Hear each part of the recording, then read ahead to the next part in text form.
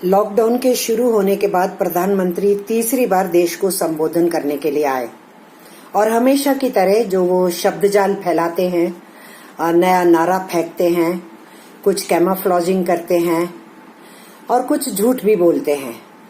कल के भाषण में ये सब कुछ शामिल था।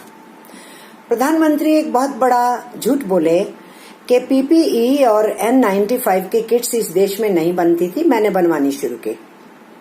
प्रधानमंत्री इस डॉक्यूमेंटेड ट्रुथ को नकार नहीं सकते कि 31 जनवरी से पहले और 8 फरवरी के बाद हिंदुस्तान इन सेफ्टी इक्विपमेंट्स को एक्सपोर्ट कर रहा था और 24 मार्च तक एक एक्सपोर्ट जारी थी और फिर सरकार के ही एक सर्कुलर के द्वारा, एक ऑर्डर के द्वारा उसको बाहर भेजना बंद किया गया। इसलिए ऐसा झूठ नहीं बोलना चाहिए जो डॉक्यूमेंट्स प्रूव करेंगे कि प्रधानमंत्री सच नहीं बोल रहे हैं। फिर प्रधानमंत्री ने एक जो नया नारा फेंका, इस बार वो फेंका आत्मनिर्भर भारत बनाएंगे। तो प्रधानमंत्री ये जानते नहीं है जो उनकी खुद की नीतियां रही हैं हिंदुस्तान के आत्मनिर्भरता को तोड़ने की। हमारे देश के पब्लिक सेक्टर को, गवर्नमेंट सेक्टर को कमजोर करने की पूरी कोशिश की गई 6 साल के अंदर। हमारे पब्लिक सेक्टर को और गवर्नमेंट सेक्टर को 100% विदेशी पूंजी के आगे फेंकने के फैसले लिए गए और विदेशी पूंजी को ज्यादा से ज्यादा रियायत देने के लिए हिंदुस्तान के श्रम कानूनों को कमजोर किया गया और उसके साथ साथ हमारे किसानों की जमीन को बड़ी आसानी से छीन लेने के लिए कई बार ऑर्डिनेंस लाए गए। तो कौन सी आत्मनिर्भरता की बात कर रहे हैं प्रधानमंत्री? मैं बताना चाहती हूँ मिस्टर प्राइम मिनिस्टर, हमारा देश आत्मनिर्भर है जिसकी आपने कमर तोड़ने की पूरी कोशिश की। वो आत्मनिर्भर भारत कौन सा है? हमारे देश के करोड़ों मजदूर जो सिर्फ पगार पे जिंदा हैं, जो स्वतः रोजगार हैं, जो दिहाड़ीदार हैं, जो अपने गांवों को छोड़ के दूर दराज काम करने के लिए जाते हैं, माइग्रेंट वर्कर्स हैं। हमारे छोटे किसान हैं, मंझले किसान हैं, हमारे खेत मजदूर हैं। गांवों के अंदर भी अपनी रोजी रोटी को स्वतः चलाने वाले लोग भी हैं। इनकी गिनती 110 करोड़ से लेके 120 करोड़ तक पड़ती है। ये आत्मनिर्भर लोग हैं जो अपनी रोजी रोटी चला रहे हैं। उनके ऊपर गाज गिरी ये जो अचानक लॉकडाउन बिना तैयारी के आपने किया, उनके लिए कल के भाषण में आपके पास एक भी लफ्ज नहीं था और आपका पूरा का पूरा ये जो सपना दिखाने का काम था और 20 लाख करोड़ के पैकेज की जो आपने बात की, फिर से आप इस देश की बिल्डर्स लॉबी, कॉरपोरेट घराने और दुनिया की वित्त पूंजी, उन सबकी सेवा में आप कैसे जुड़ेंगे? आप केवल उन्हीं चीजों का संज्ञान ले रहे थे। लोकल की बात कर रहे थे ना आप। आपके जो लोकल के उदाहरण थे, वो सप्लाई जो है, वो सप्लाई चेन इस देश के लोग दशकों से कर रहे हैं। लेकिन आप जिस सप्लाई चेन का चर्चा कर रहे थे, वो सप्लाई चेन है एक्सपोर्ट ओरिएंटेशन की और बड़े क्षेत्र की। आप उस सप्लाई चेन की चर्चा कर रहे हैं। उस सप्लाई चेन में हमारे गरीब जो सप्लाई चेन में शामिल होता है, आपका कहीं भी उसके लिए कोई दुख नहीं झलका है कल के भी आपके भाषण के अंदर। और इसलिए मैं ये कहना चाहती हूँ, आपने बोल दिया कि 4 महीने से पूरी दुनिया जो है इस महामारी से भिड़ रही है, लेकिन उस 4 महीने की लड़ाई के अंदर भारत शामिल नहीं था, क्योंकि आपने दिसंबर महीने से ये पूरी दुनिया में चल रहा है, आपने मार्च के महीने तक संज्ञान नहीं लिया। आपकी पार्लियामेंट चलती रही, आपने पार्लियामेंट को कॉन्फिडेंस में नहीं लिया। मैं ये बात पहले भी कह चुकी हूँ, मैं दोहरा रही हूँ, आपने सरकारों को, राज्य सरकारों को कॉन्फिडेंस में नहीं लिया। हमारे देश के मजदूरों को, किसानों को कॉन्फिडेंस में नहीं लिया, नागरिकों को कॉन्फिडेंस में नहीं लिया। और आपने अचानक पहली बार 19 मार्च में जो घोषणा भी की तो देश को नहीं बताया कि कितना बड़ा लॉकडाउन करने वाले हैं। इस देश के आवाम को तैयार नहीं किया गया कि किस तरीके की महामारी से लड़ा जाएगा। और अचानक आप थालियां और घंटियां बजवाते हैं, बाद में दिए और मोमबत्तियां जलवाते हैं।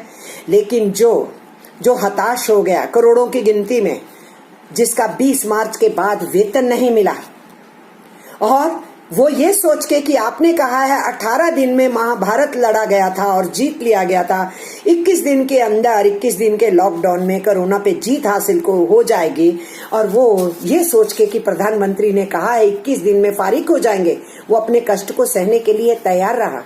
अब तो 47 दिन हो चुके हैं।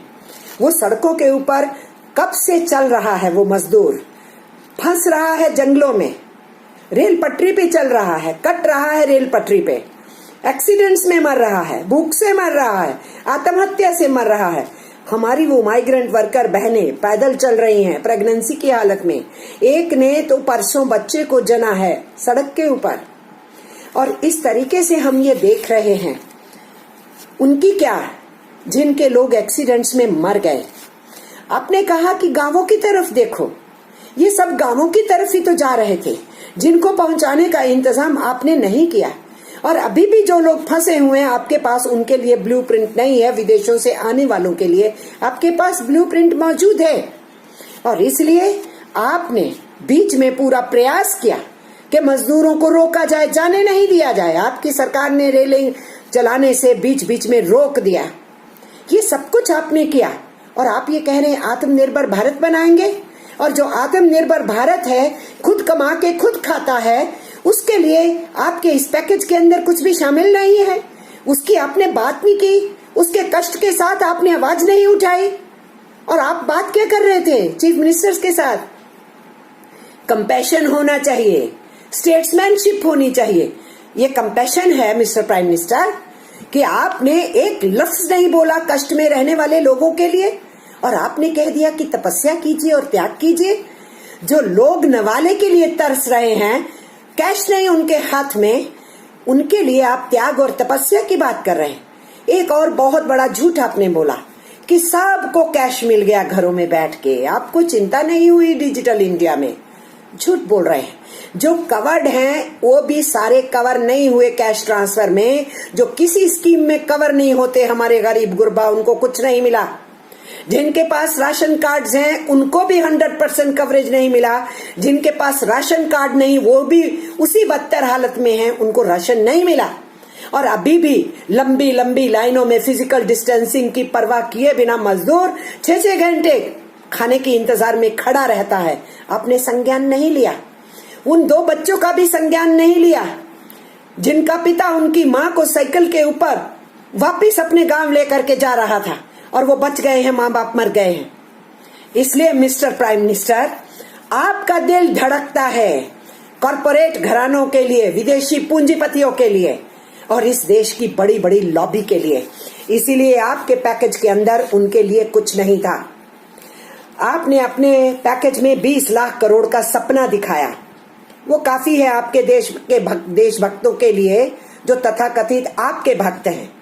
वो देशभक्त नहीं है, वो श्यूडो देशभक्त हैं।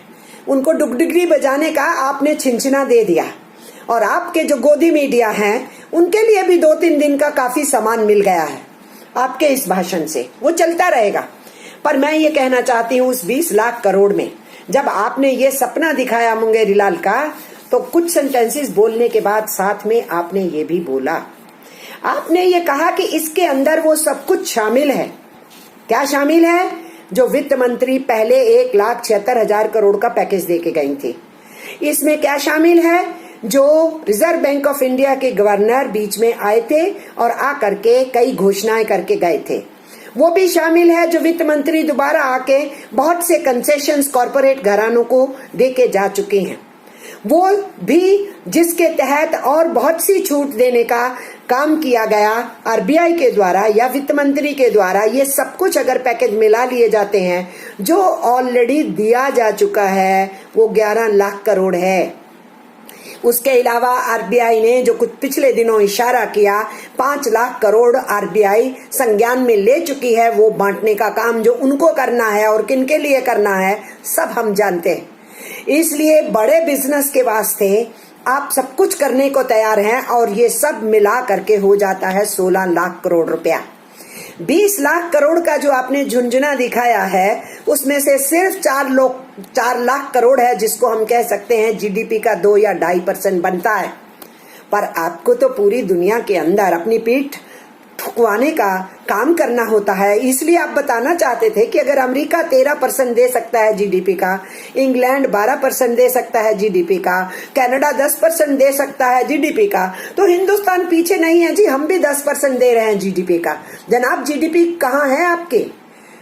दुनिया बता रही है कि हिंदुस्तान 0 तक होने वाली है उसकी ग्रोथ। ये दुनिया बता रही है कि 40 करोड़ से नीचे ज्यादा गरीबी में धंस जाएंगे। ये तो अब सर्वविदित हो गया हिंदुस्तान के खुद के सर्वेस पे कि 27% अनएम्प्लॉयमेंट रेट हो गई। तो वो माइग्रेंट वर्कर, वो दिहाड़ीदार, उसके लिए इस बजट के अंदर कुछ नहीं है, कैमोफ्लेजिंग है। और मिस्टर प्राइम मिनिस्टर, मैं सीधे सीधे कहना चाहती हूँ, आपने रिफॉर्म्स का बात किया, आपने कहा मानव केंद्रित विकास होना चाहिए। तो आपके विकास के मॉडल में मानव तो केंद्र में है ही नहीं, यह हम 6 साल से देख ही रहे हैं। और उसके साथ साथ आपने बहुत बड़ी रिफॉर्म्स की चर्चा कर दी। आपके रिफॉर्म्स क्या हैं? आपके रिफॉर्म्स किसान को बाहर फेंक देंगे। आप एपीएमसी की बात करते हैं और एफसीआई को आप वाइंड अप कर देना चाहते हैं। और इसलिए बाजार बाजार और बाजार आपके जहन में है। आप छोटे किसान को, मंझले किसान को बचाने की बात नहीं करते, जो 85% किसानी करने वालों में से है। और आपके जो रिफॉर्म्स के मॉडल हैं वो हिंदुस्तान के मजदूरों के ऊपर और कुठाराघात करने के हैं। उसका पर्दाफाश लगातार हो रहा है। तो प्रधानमंत्री जी, आप जब मुख्यमंत्री थे, आपने गुजरात को तथाकथित मॉडल बनाया था कुछ चीजों का। वो मॉडल आप पूरे देश के ऊपर लागू कर रहे हैं, उसके ऊपर मैं बात करना चाहती हूँ। इसलिए ये आपको आज ये कहना चाह रही हूँ, आपका क्या मॉडल था? आपका मॉडल था किसानों की जमीन छीनो, आदिवासियों की जमीन छीनो, बड़े कॉरपोरेट घरानों को दो, अदानी और अंबानी को दी गई। जो 50 साल से वहां बसे हुए किसान थे, पंजाब से ले जा करके बसाए गए थे, पाकिस्तान के साथ लगने वाली सरहदों के जगह के ऊपर बसाए गए थे ताकि वो एक ढाल बन सके। आपने 50 बरस के बाद उनको कहा बोरिया बिस्तरा गोल करके यहाँ से चले जाइए, ये जमीन के मालिक आप नहीं है। आपने आदिवासियों और किसानों की जमीन छीन करके वल्लभ भाई पटेल के, सरदार वल्लभ भाई पटेल का बड़ा ऊंचा बुत खड़ा किया, जिसमें आपके कॉरपोरेट घरानों के मित्रों ने एक नया पैसा नहीं दिया। हमारी जनता के पैसे से बने हुए पब्लिक सेक्टर का उसमें 3000 करोड़ ले लिया गया। आपने उन आदिवासियों और किसानों को जमीन वापस नहीं की। और इसलिए हम जानते हैं कि आपका एजेंडा क्या है। आपने कुर्सी के ऊपर बैठते ही 3 बार ऑर्डिनेंस लाया लैंड एक्विजिशन एक्ट को बदलने का, जो अंग्रेजी राज के कानून को बदलने के लिए पार्लियामेंट में बहस चली। 2013 में कानून बना, बीजेपी भी उसके अंदर वोट करने में शामिल थे। आपने कुर्सी पे बैठते ही 2014 में उस कानून को तोड़ने की कोशिश की। तो आपका जो रिफॉर्म्स का एजेंडा है किसानों के बारे में, जमीन के बारे में, आपने लैंड की बात की, हम परिचित हैं उससे। आपने लिक्विडिटी की बात की, तो हम जानते हैं आपके राज के दौरान 36 घराने देश को छोड़ के भाग गए। उनमें से कुछ का पिछले दिनों के अंदर पैसा माफ किया गया। आपके राज में 13 लाख करोड़ रुपए से ऊपर नॉन परफॉर्मिंग एसेट्स बनाए गए। वो पैसा सारा डूबत पैसा है और वो देश के ऊपर बहुत बड़ा कुठाराघात है। हम जानते हैं लिक्विडिटी के क्या मायने हैं। नोटबंदी के टाइम में सारी जनता का पैसा निकलवा लिया गया, ये सब हम जानते हैं। उसकी लंबी बखान आज हम क्या करेंगे। तीसरी बात आपने जो की लॉ की, तो रूल ऑफ लॉ को तो आप मानते नहीं। रूल ऑफ लॉ आपको और आपके लोगों को प्रोटेक्ट करने के लिए होना चाहिए। रूल ऑफ लॉ जो विरोधी हैं, जो आपके ऊपर उंगली उठाते हैं, आपकी पॉलिसी का क्रिटिसिज्म करते हैं, उनको बंद करने के लिए इस्तेमाल किया जाता है। और इसीलिए आपने इस जो मेडिकल इमरजेंसी थी उसको भी लॉ एंड ऑर्डर की प्रॉब्लम बना दिया। इसलिए वर्कर जब वेतन की मांग कर रहा है उसकी पिटाई हो रही है, जब वो घर जाने की बात कर रहा है उसकी पिटाई हो रही है, जब वो राशन के लिए सड़क पे निकल रहा है उसकी पिटाई हो रही है। क्योंकि आपकी नजर में ये कोई मानवीय समस्या नहीं है, ये कोई मेडिकल इमरजेंसी नहीं है, ये लॉ एंड ऑर्डर प्रॉब्लम है। और चौथी बात आपने एल की क्या कही, लेबर। तो आपने यही काम गुजरात के अंदर किया था किसानों के लिए, और इसी तरीके से आपने लैंड का काम तो किया ही था। लिक्विडिटी के मामले में भी आपका यही हिसाब था। और रूल ऑफ लॉ को हम जानते हैं, गोधरा से लेके गोधरा के बाद के कांडों में क्या हुआ, आप रूल ऑफ लॉ का कितना सम्मान करते हो।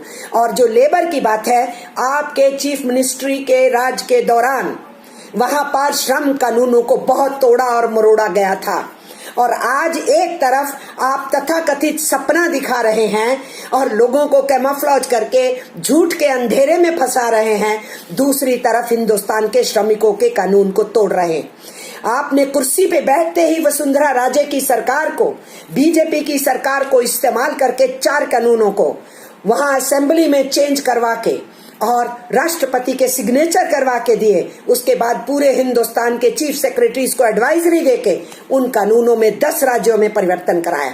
आज आप उत्तर प्रदेश की योगी सरकार का इस्तेमाल कर रहे हैं और उनके जरिए से ऑर्डिनेंस लाया गया है, एक देश, एक भाषा, एक नेता, एक टैक्स, एक पहरावा, एक खान, यही बातें आप करते हैं ना।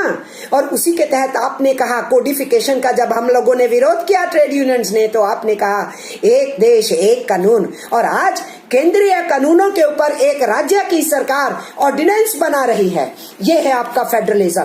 फेडरलिज्म के ऊपर चोट, उसको तोड़ना और कंट्राडिक्टरी नारे देना, आपका सारा भाषण विरोधाभास से भरा हुआ था। और आज उस ऑर्डिनेंस के जरिए से आप मध्य प्रदेश, यूपी और गुजरात की सरकारों के जरिए से हिंदुस्तान के मजदूरों के 134 वर्ष के संघर्षों से हासिल किए हुए उनके हकों के ऊपर कुठाराघात कर रहे हैं। और आपने जो कहा हम रिफॉर्म्स करेंगे, वो रिफॉर्म्स सीधा सीधा इशारा है कि आप श्रमिकों की पिटाई करना चाहते हैं। इसलिए आप स्लेव लेबरी की तरफ हमारे देश के मजदूरों को धकेल रहे हैं। आत्मनिर्भर जो अपने कमाता है, खाता है, आज आप उसको बॉन्डेज में डालना चाहते हैं। आप दुनिया के जितने इंटरनेशनल कोवेनेंट्स हैं जिसमें हिंदुस्तान शामिल है, आप उसकी धज्जियां उड़ा रहे हैं। ILO के साथ कन्वेंशंस में जहां जहां एग्रीमेंट है हिंदुस्तान की सरकारों का, आप उसको तोड़ रहे हैं।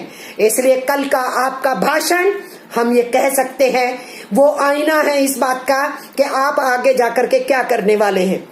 इसलिए 20 लाख करोड़ का झुंझुना मुबारक हो नरेंद्र मोदी जी के भक्तों को और उनके गोदी मीडिया को। और देश के मजदूरों को मैं ये कहना चाहती हूँ, आपके लिए कुछ नहीं है।